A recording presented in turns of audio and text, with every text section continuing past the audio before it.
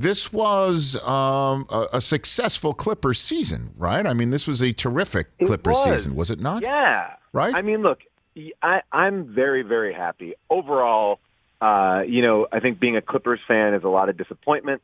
I think that since Bombers come in, there's been steady moves forward every single year.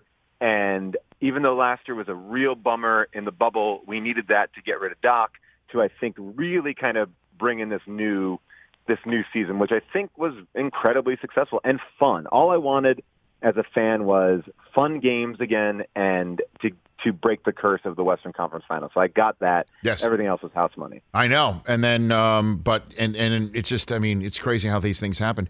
To have Chris Paul be the one to end the run to go to the NBA Finals for him in his first, it's weird, man. Also, let me say this. Yes. It's like, I will say, I love the Phoenix fans and everyone there, lovely, and I feel like every one of these teams that was in the Final Four deserved it and wanted it so bad, but they had an easy run in there, the Suns. I mean, we can't argue that they had a pretty smooth sailing. I mean, every single team they faced was missing their marquee player.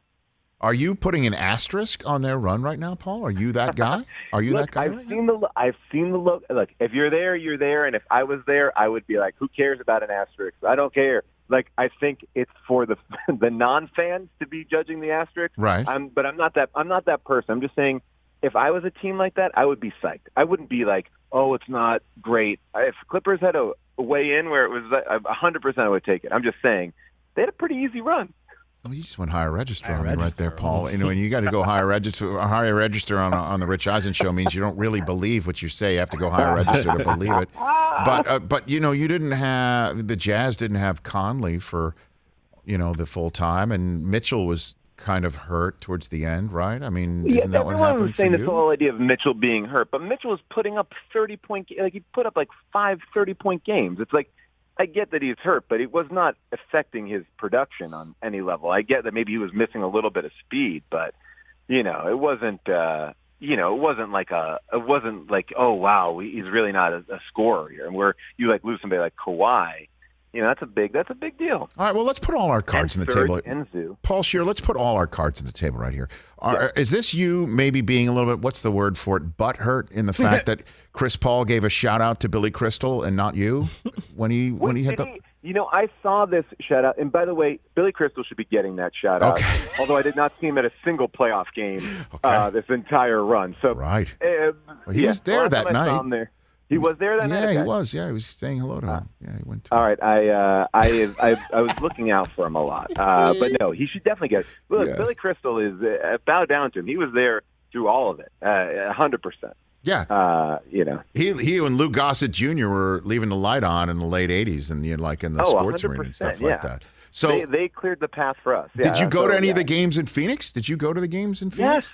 Oh, I went to game 2 in Phoenix. I was there. I was at a perfect vantage point for that insane final shot. The Valley Oop. You were there. From the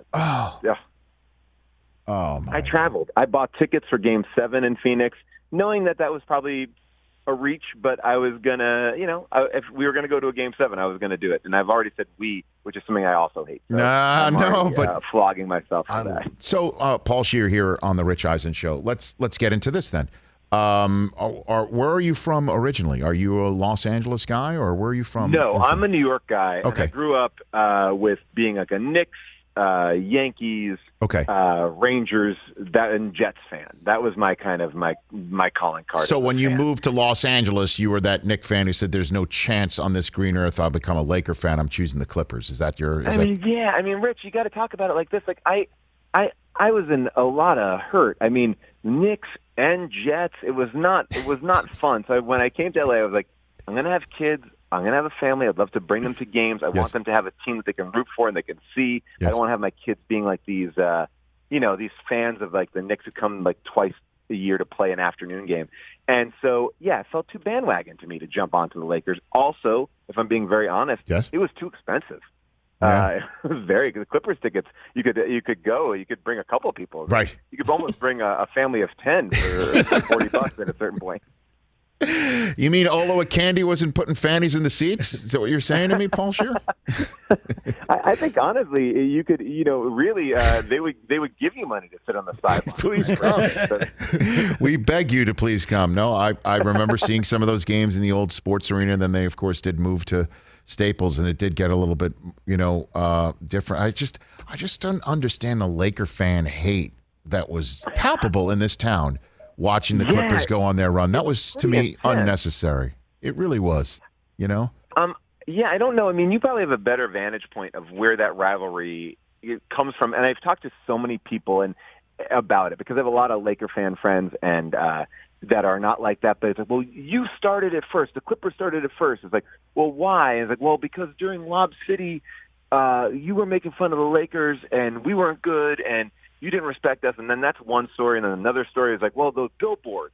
And it's like, okay, so there's a lot of like it just doesn't, I think it really just comes down to at a certain point, the Clippers became they just stopped sucking. I mean, really, that seems to be the root of it. It's on some level, there was a little bit of competition. It will never usurp the 17 championships and the legacy. I mean, I think the Lakers are synonymous with like sports, like them and the Dallas Cowboys. You're never going to take them down, but it was a pretty intense thing, like going to the stadium, watching people in Lakers jerseys ready to boo if the Clippers lost. Like it was like just watching an executioner and be like, do I get out of this alive or not?